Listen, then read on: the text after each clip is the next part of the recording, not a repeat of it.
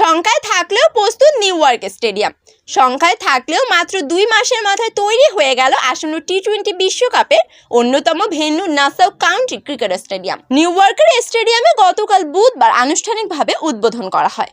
এই স্টেডিয়ামে বিশ্বকাপের সবথেকে হাই ভোল্টেজ ম্যাচ অর্থাৎ ভারত বনাম পাকিস্তান ম্যাচের আয়োজনের দায়িত্ব পড়েছে। এছাড়া বাংলাদেশ নাসাউয়ের মোকাবিলা করবে দক্ষিণ আফ্রিকার।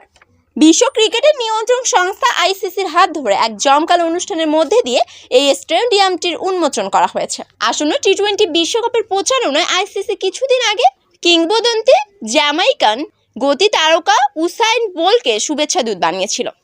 নাসাউ স্টেডিয়ামের উদ্বোধনের দিনেও তিনি পা রাখলেন সবার আগে। তার সঙ্গে সেখানে উপস্থিত ছিলেন ওয়েস্ট ইন্ডিজ কিংবদন্তি কার্টলি অ্যামব্রোস, পাকিস্তানের তারকা অলরাউন্ডার সোয়েন মালিক, নিউজিল্যান্ড ছেড়ে যুক্তরাষ্ট্রের হয়ে এই বিশ্বকাপ খেলতে যাওয়া কোরি অ্যান্ডারসন এবং তার সতীর্থ মোনাস্কো প্যাটেল এবং ইংল্যান্ডের পেসার লিয়ান প্র্যাঙ্কেল। এছাড়া আয়োজক দেশটির বিভিন্ন ইনভেন্টর বেশ কয়েকজন তারকাও সেখানে হাজির হন। ভেন্যুতে দর্শক ধারণ ক্ষমতা 34,000।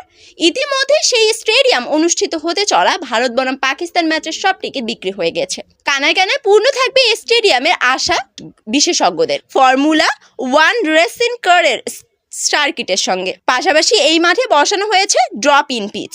এই পিচগুলো তৈরি হয়েছে ফ্লোরিডা শহরে। এই পিচে স্বাভাবিক ঘাসের সঙ্গে 5% সিনথেটিক ফাইবার মেশানো হয়েছে, যাতে এর দৃঢ়তা বজায় থাকে।